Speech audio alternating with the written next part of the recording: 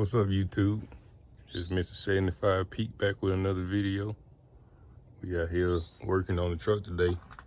We out here getting ready to take the rest of these hoses and wires and everything loose on this motor so we can get it pulled out of here.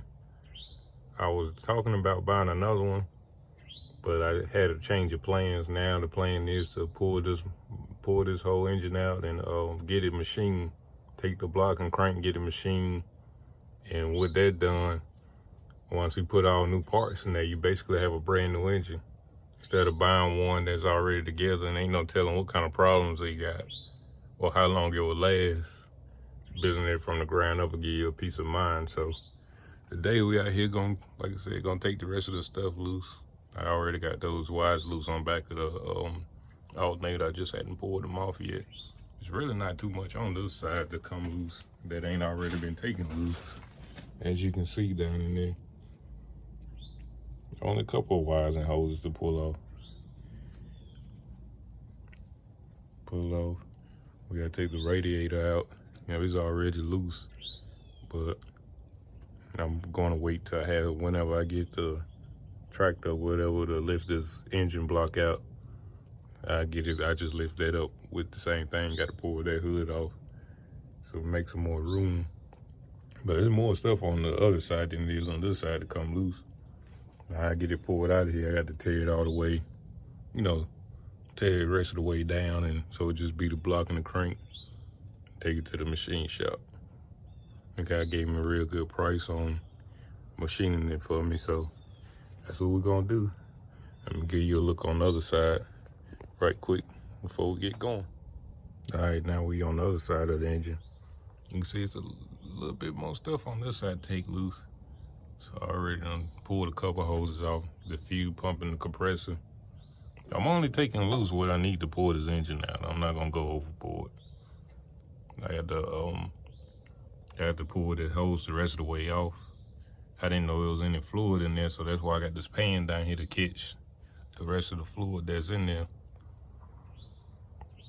So we're gonna get going on that. Got to get up under there, pull that drive shaft off, because I'm gonna pull the engine and transmission out as one unit. I was talking about I wasn't sure if I was gonna use that transmission, but yesterday when I crawled up on the truck, I found a surprise, and that surprise was this truck it was already set up for a wet line. They took all the hoses and the tank off, but they left the pump, so I really like that because I was thinking about pulling a dump trailer was one of the things I was thinking about, so that's a plus. But we're gonna get going on this and pull the rest of the stuff loose and get it drained out, and I'll be right back. All right, YouTube. I believe we got everything pulled off. You can see I got those hoses off down there. You really can't see, but if you could, you see that wouldn't make a mess. That one hose right there that's still on there, that pump got fluid in and it was leaking a little bit, and my pan ain't low enough to get up under it, so I stuck that hose on there to keep it from leaking all over the ground until I get a smaller pan. But I believe I got everything pulled off. All these wires and everything have been disconnected. All these starter wires and stuff. You can't really see, I don't know if you can or not, but I zip tie my wires together so I know which all wires go on the same post on the starter. I do that a lot. I even did it on some of my hoses. They are zip tied together so I know that they either going to the same thing. See, like this right here, they don't go to the same place, but they going to in the same spot. It's not going to the same pump, but it's going to the same area. And I like to zip tie my wires and hoses together so I know where they go. See, these two zip tied, but these was already zip tied. They go to the pump too, the power steering pump. And this one right here runs to the side of the block, but it's right in the same spot is where this pump is mounted, where this hose go to. So I zip tied them together so I know that they go in that same area. Because this was the only one running to that spot, and I don't have another hose to zip tie it to, so I did this one so I know it's going back to in that same area. And that's one thing I like to do. So I disconnected the throttle. Everything's really, I believe everything's been disconnected. I'm not 100% sure, but we definitely will find out when we start pulling this thing out of here. If anything, we got to pull these wires to the side more so we can get it pulled. But I've been pulling on everything and I had to crawl up under there, and I can show y'all. Everything on that side of the engine is disconnected. This wire runs to the alternator, and it's been disconnected too, but I just left it laying over there for now. So we'll move that in a minute. Try to crawl under here. Probably start dropping that drive shaft and probably taking the stick out of that transmission. Cause like I said, we're gonna pull this all out as one unit whenever I can get the backhoe down here to do so. So that's the plan. So I'm gonna crawl up under here and let y'all see up under here. Let you see what it look like up underneath. All right, this is what it look like up underneath. I believe, like I said, I believe I got everything disconnected and it's ready to pull. Only thing's probably holding it, like I said, is the motor mounts, and I hadn't took those out, but I'm not gonna bother those till I get a chain or something hooked onto it. But for the most part, I believe I got it. I got it ready to pull, I believe. Like I said, if anything else is still connected to it, we definitely will find out when we start pulling up on it, and we'll disconnect it then. But it's really not much running to these old engines, and it's nothing like a new truck. Got all those hoses and wires running to it. These old engines basically just had what it needed to run hooked to it. It wasn't no computers or none of that stuff. It was basically only stuff it needed to operate the truck and the engine run. That's all they hooked to these trucks. They were simple. They really not hard to work on. You look up under here, you could get discouraged, but trust me, they not hard to work on at all. It's really nothing under here. Like I say, only stuff that need to run. But I'm gonna move on back. Let y'all see the rest up under the truck. But y'all can see that crank. See, it's worse on the top because that's the spot that got all the weathers on it. But like I said, this crank is going to get turned. It's going to get turned, and this block is going to get vat and cleaned up. So basically, this block going to look brand new when it come out of that vat. And that crank is going to look brand new once it's been grind. So they probably grind. I don't know what it look like up on these caps. I don't know if they're gonna have to grind the mains, but I know the rod's gonna have to be grind because you see that rust on there. But they probably just do both since they doing it anyways, which won't be a problem. You just have to get, I don't know if they're gonna grind it down 10 or grind it 20, but when you're ordering your parts kit, you just have to make sure that you get the right bearings, because it's not going to be standard no more. So you have to get the bearings for a crank that's been grind down 10 or 20. I don't know if they go any more than that. That's the only far as I ever see them go down, but we just have to make sure we get the right bearings. And I'm not going to order no bearings until I take it to the machine shop and he tell me how much he's got to grind, so I get the right ones the first time, and I ain't got to get the wrong ones and send them back and all that nonsense. So that's the plan, but we're gonna move on back. So we're back, and this is the back part of the engine. We're gonna drop that. We're gonna drop this drive shaft.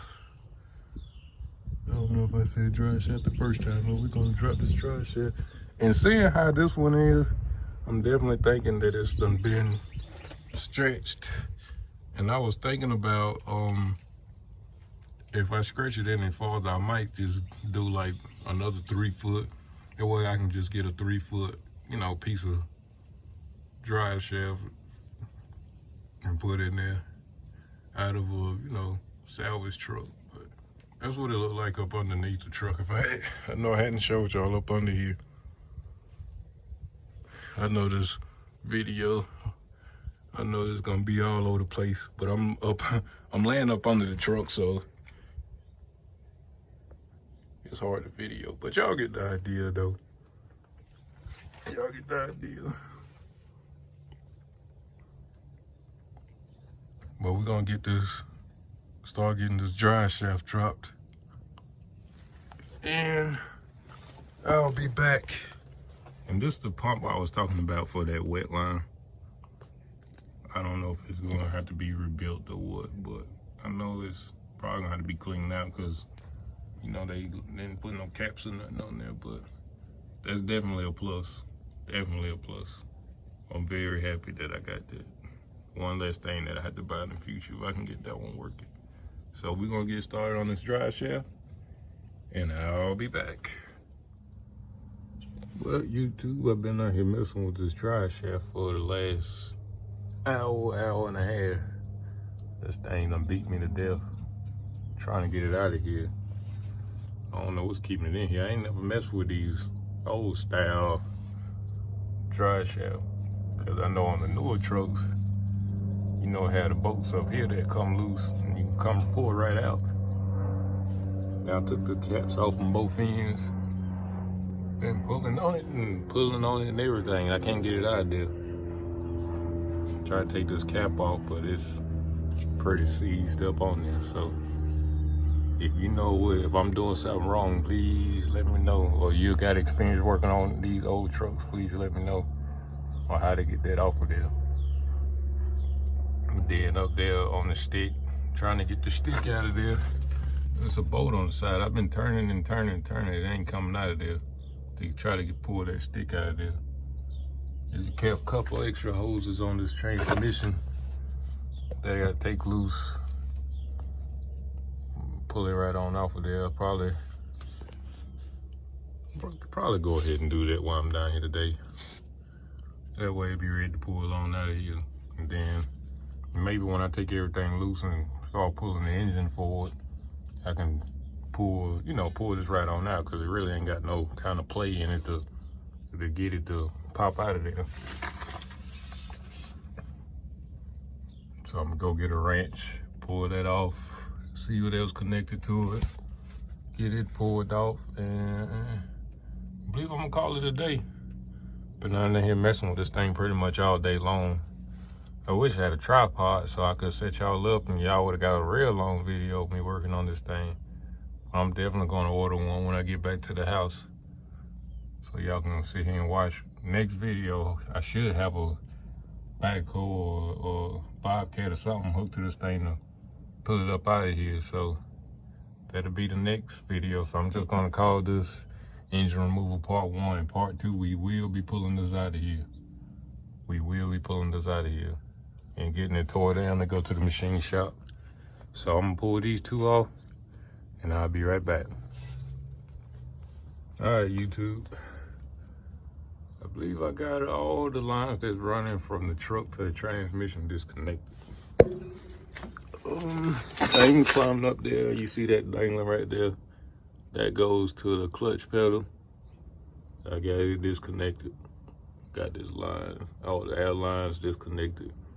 Only thing still connected, like I said, this drive shaft probably will pull out once I start putting the engine forward or something, because it really ain't no space to like pull it back. I believe that's my problem, trying to get it out of there. I stuck that cap back on for the time being so I wouldn't lose it and lose the bolts. And that stick, like I said, it's a bolt in that stick. I'm just gonna put y'all in here. See that bolt on the side of the stick? It turns and turns, but it don't come out of there. And I get Nate to get that stick pulled up to get the transmission pulled. Like I said, I'm taking everything out as a whole assembly. So that's the plan.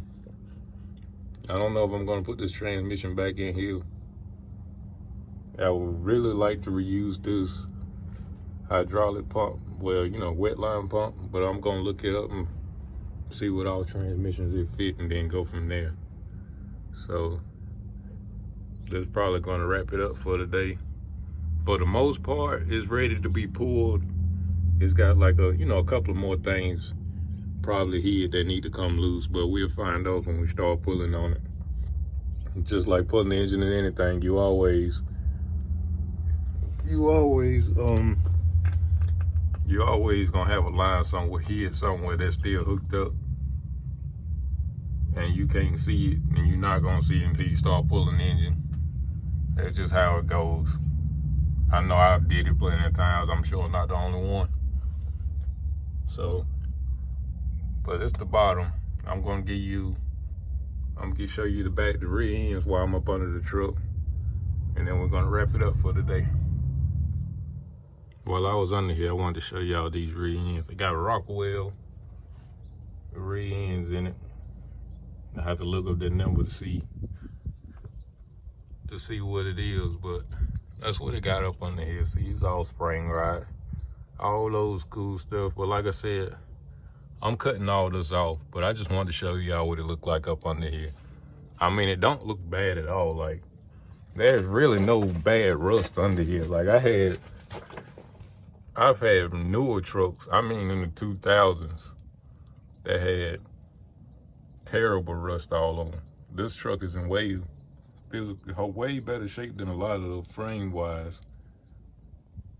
Cause like the rust is just like little surface stuff. Like it's nothing eating through the frame or nothing like that. But I just wanted to give y'all a good look. I needed to climb under here myself because I wanted to see how far that insert ran right there. So when I cut it off, I believe I'm going to cut through this frame, this cross member right here in the frame, and probably just cut straight down right here. And that way I have bolts on each side of the cutoff. And then I'm gonna, if I can get this out of here, I'm gonna try to pull this insert out. I don't know I don't know if I'm gonna be able to get that out of there or not. But if I can, I would like to run a piece all the way from up there where that one start, all the way back. Probably back as far as I can anyways. And like I said, add probably a couple more cross members in it and do a cut. That way I can have a cross member, like I said, in between. Like I can, like do it in the middle, and that way I have bolts on each side of where the cutoff gonna be welded. It'll be welded like straight down through there. So that's the plan. But like I'm really not, like all this stuff back here, I'm really not paying attention to, because like I said, I'm not using none of this stuff. Like look at that, they even got the old brake chambers on here. But we're gonna cut this off. All this gonna be up to date. And the reason I'm doing that, because it will cost a whole lot more to buy up-to-date stuff and put it under here and then make this air ride. So the cheaper way I'm gonna go is just, like I said, just buy a cutoff with everything already on it, weld it up, and run the air lines to it. We're probably gonna replace most of these air lines anyway. So I want to show y'all up under here. But like I said, it's really not in bad shape. I know y'all see that leaking up there, some water leaking out of the engine. Ain't nothing. I got all the power steering fluid in that container y'all see up there. What's dripping on the ground is just water. So it ain't no big deal. But like I said, I'm gonna probably end up running this plastic line all the way through. Like all these braided hoses, I'm probably gonna replace. Because if something go wrong on the road, I'd much rather just buy the plastic stuff to get it replaced than having to try to go find this braided stuff. And I know all the newer trucks running plastic, so I'm sure everywhere gonna have those plastic hoses. So that's gonna be the plan for that. But I'm not worried about none of that until I get this thing running. And I'm not gonna cut this off until I get it running. The engine is the main thing right now. Getting the truck running is my main thing. My main goal right now is getting that engine running. But, yeah. So YouTube, we got everything disconnected today. The only thing holding on is the motor mounts. And we're gonna take those loose next time when we get a backhoe or skid steer or something hooked to this thing. I don't know. A buddy of mine got a backhoe, so I've been trying to get in touch with him. Hopefully I can get in touch with him and he can come and do it, and that'll keep me from having to rent one. But if I had to rent one, that'll be fine too. But I'm gonna go show you on the other side. I mean, it's really not much to see. Like I said, I ain't not worrying about all this. I'm taking it out as one assembly. I'm gonna pull everything off once I get the engine out of the truck, because it'll be a whole lot easier taking it apart out of the truck. So that's what we're gonna do. I'm gonna show you the other side right quick, and we're gonna wrap this thing up. All right, I'm gonna show you this side. I'm glad I came back on this side, because I'm about to leave a wrench. Good old Craftsman. That's what I use. I don't use none of that expensive stuff. I've always used Craftsman.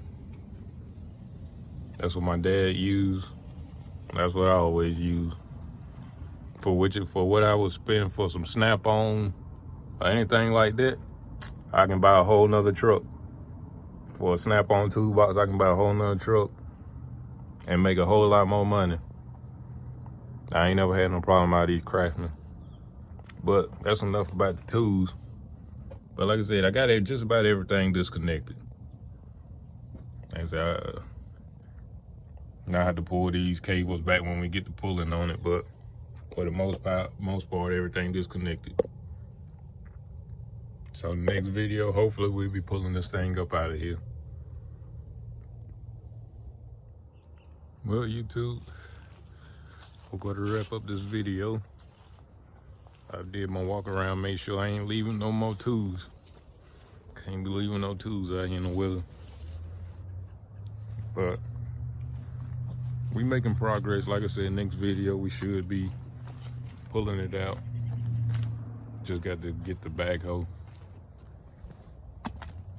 Like I said, and right now I'm thinking about it. If I stretch this out anymore, I probably only gonna go about three more foot. That way I can just, like I said, buy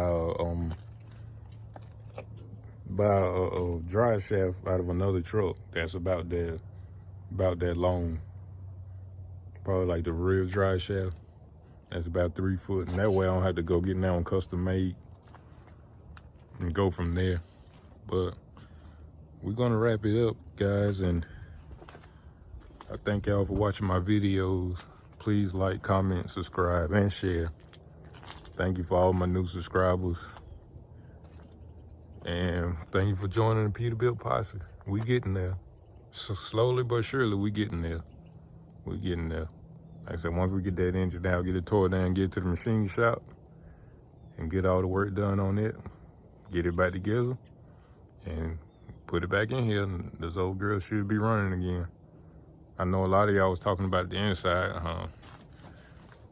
While I'm down here, go over here, open this door up. All right. The inside, I know a lot of y'all was telling me to pull down those panels and stuff and take a look behind them. I might. I mean, to be honest, there's not. I haven't seen one sign of rats in here. Like where I'm from, we really don't have no big deal with rats getting into our, older cars and older trucks and stuff like that. It more or less be other critters, and I'm gonna call them no-shows, because we definitely don't want to see none of them, if you know what I'm talking about. But for the most part, I haven't seen any. I might pull it out though, because I do want to put some Dynomat or something in there, so we'll check it out then. But I'm not worrying about none of this right now, because like I said, my main focus right now is getting the truck running. So once I get the truck running, I might come back to this. I just wanted to get y'all the video up that day. So that was the deal about that. The plastic on that door, the window's not cracked. I mean, the windows is there and everything. It's just cracked just a little bit. Like it won't go all the way up. It just cracked just a tiny bit. It's not raining in the truck or nothing, but I just wanted to be on the safe side, so I stuck a piece of plastic on there. Like, it just barely cracked. So it's barely cracked. And like I said, I stuck that plastic up there just to be on the safe side. But there ain't been no signs of water getting in the truck nowhere. So I got the, you know, once I get in that door, I can fix that window roller on that side, and it should go the rest of the way up. It might be just off track a little bit, or the cable might be scratched or something, because it's like it's not catching. That's it. So I'll check that out later on. But like I said, the interior right now is not my number one priority. My number one priority right now is getting the truck running. Getting the engine together and getting the truck running is my number one priority right now. So we will come back to it though. But I do appreciate y'all's concern. We probably will pull it down though eventually.